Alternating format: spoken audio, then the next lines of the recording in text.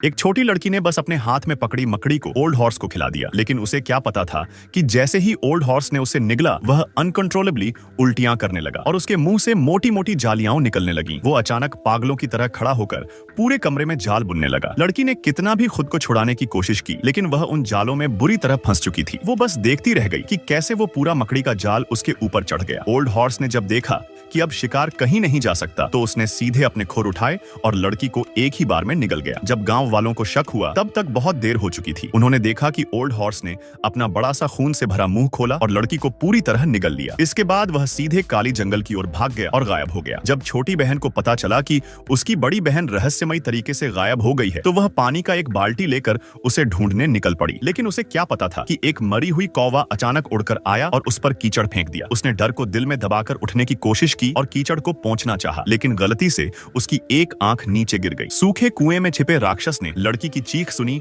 और वो तुरंत बाहर आ गया। जैसे ही वो जमीन पर उतरा, उसकी दो आंखें लड़की की दोनों आंखों से जुड़ गईं। इसके बाद वह ऐसा बर्ताव करने लगा जैसे वो अभी पैदा हुआ बच्चा हो और लड़की के पीछे पीछे उसकी नकल करने लगा। पड़ोसी ने जब ये डरावना दृश्य देखा तो तुरंत अपने घर भागा और बंदूक निकाल लाया। उसने राक्षस पर निशाना लगाकर गोली चलाई। एंजेलिका की मदद से लड़की को कुछ वक्त के लिए बचा लिया गया, लेकिन ये सब कुछ बस समय को टालने के लिए ही था। जमीन पर जो कीचड़ फैला था वो फिर से इकट्ठा होने लगा। कुछ ही देर में वो फिर से अपने पुराने रूप में आ गया। थक हार कर एंजेलिका ने अपनी दरांती उठाई और राक्षस पर पूरी ताकत से वार किया, लेकिन इससे भी राक्षस के इरादे पर कोई फर्क नहीं पड़ा। वो लड़की को पकड़कर ले जाने को पूरी तरह तैयार था। ऐसी ही डरावनी घटनाएं गांव में बार बार होने लगी। सिर्फ आधे महीने में 10 से ज्यादा बच्चे रहस्यमयी तरीके से गायब हो गए। गांव वालों ने तय कर लिया कि ये सब काले जंगल में छुपी विच का काम है। इसलिए उन्होंने बहुत सारा धन खर्च कर मशहूर ग्रिम ब्रदर्स को बुलाया कि वो इस बुरी आत्मा से छुटकारा दिलाए। फीमेल हंटर एंजेलिका की अगुवाई में सब लोग डरावने और अंधेरे जंगल में पहुंचे। कहा जाता था कि यहाँ कभी एक ऐसी सेडक्टिव वुमन रहती थी जिसकी खूबसूरती से पूरे यूरोप के मर्द पागल थे, लेकिन वो औरत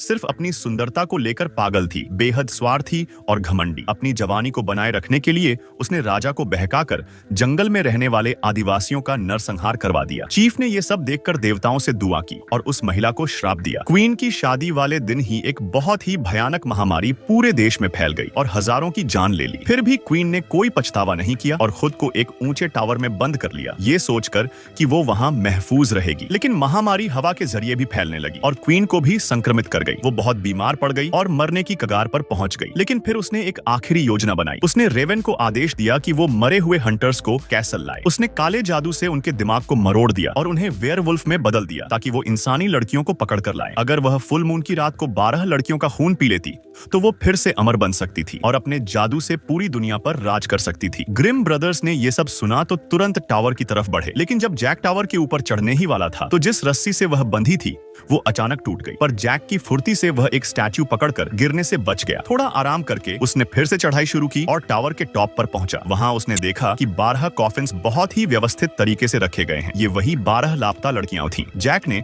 रस्सी को आधार बनाकर टावर के अंदर छलांग लगाई। अंदर हर तरफ तबाही और सन्नाटा था। सिर्फ रेवन की चीखें सुनाई दे रही थीं। कोई इंसान नहीं दिखा। क्वीन की क्राउन तक पर झाले थे। सब बर्बाद हो चुका था। जैक ने फिर ड्रेसिंग टेबल पर एक ब्लैक मैजिक की किताब देखी जिसमें साफ साफ क्वीन के पुनर्जीवन की विधि और जरूरी बलि की संख्या लिखी थी। अब तक की जानकारी के अनुसार वह 11 लड़कियां पहले ही पकड़ चुकी थी। अगर जल्द ही कोई कदम नहीं उठाया गया तो वो फिर से पावरफुल बनकर लौट सकती थी। जैक ने फिर एक मम्मी जैसे शव को देखा जो बिस्तर पर लेटा था। सदियां बीत चुकी थी, लेकिन क्वीन का चेहरा अब भी चमकदार और जवान लग रहा था। तभी एक रेवन आकर क्वीन की नाक पर हल्का सा झटका देता है। जैक यह देखकर चौंक गया और डर के मारे सीधा कमरे के शीशे से जा टकराया। लेकिन शीशे में जो दृश्य दिखा वो पूरी तरह उल्टा था। वहां पर एक चमकदार और भव्य दुनिया नजर आई जो इस जर्जर कमरे से बिल्कुल अलग थी। और तभी किसी ने बहुत नरमी से उसका नाम पुकारा, जैसे कोई उसे उस सुंदर दुनिया में बुला रहा हो। जैक खुद को रोक नहीं पाया और उस दुनिया में डूबता चला गया। उसे ये तक समझ नहीं आया कि जिससे वह मोह में बंधा है वो कोई और नहीं बल्कि बिस्तर पर लेटी हुई वही क्वीन है, लॉन्गटेबल। सी बीच टावर के नीचे इंतजार कर रहे विल ने देखा कि आसपास अचानक कुछ विशाल पेड़ उग आए हैं। ऐसा लग रहा था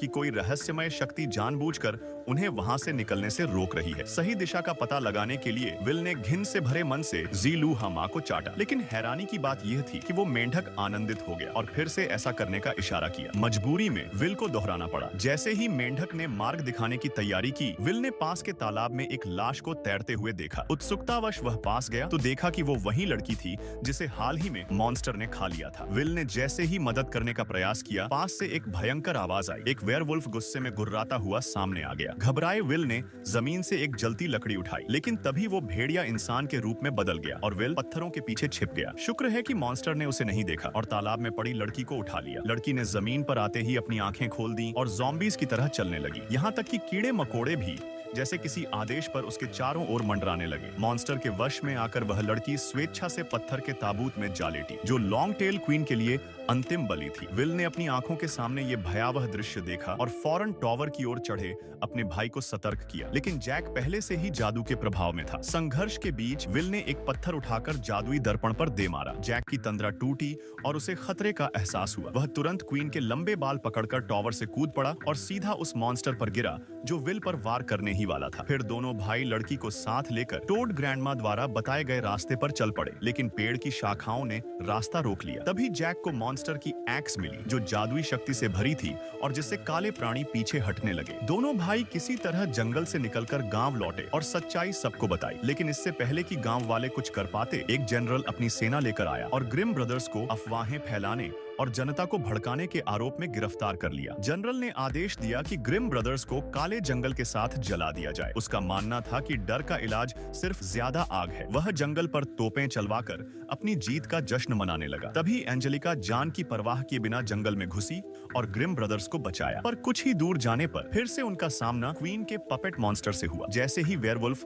मानव रूप में आया, एंजेलिका पहचान गई। वो उसका खोया हुआ पिता था, लेकिन वो पहले ही क्वीन के वश में आ चुका था और उसका मास्क हटाना केवल एंजेलिका को धोखे से एक्स लेने की चाल थी। ग्रिम ब्रदर्स ने उसे बचाने की कोशिश की, लेकिन गलती से एंजेलिका को एक झील में धकेल दिया। जैक कुछ करने ही वाला था कि मॉन्स्टर ने एक मैजिकल रिंग फेंकी, जिससे झील की सतह जम गई। फिर मॉन्स्टर ने वाटर पोर्टल के जरिए एंजेलिका को उठा लिया। जैक को तब समझ आया कि एंजेलिका ही 12वीं बलि है, लेकिन देर हो चुकी थी। एंजेलिका को पत्थर के ताबूत में रखा गया और मॉन्स्टर ने आखिरी रक्त की बूंद निकालकर क्वीन को दे दी। क्वीन ने आंखें खोली और केवल एक फूंक से पूरे जंगल की आग बुझा दी। उसने क्रो को आदेश दिया कि वह वेयरवुल्फ को लेकर मिरर टावर पहुंचे, जहां ब्लड मून के दौरान अंतिम अनुष्ठान पूरा हो। जैक जान हथेली पर रखकर टावर पर चढ़ा और अपनी एक्स क्वीन पर फेंकी, लेकिन ब्लड मून के प्रभाव से क्वीन की शक्ति इतनी बढ़ चुकी थी कि उसने हाथ हिलाकर ही एक्स को रोक लिया। पपेट मॉन्स्टर ने रक्त से भरा प्याला क्वीन को सौंपा और अब विल ने टावर चढ़कर हमला करने की कोशिश की, लेकिन क्वीन ने उसे वश में कर लिया और उसकी तलवार जैक की ओर मोड़ दी। दोनों भाइयों की मशक्कत के बीच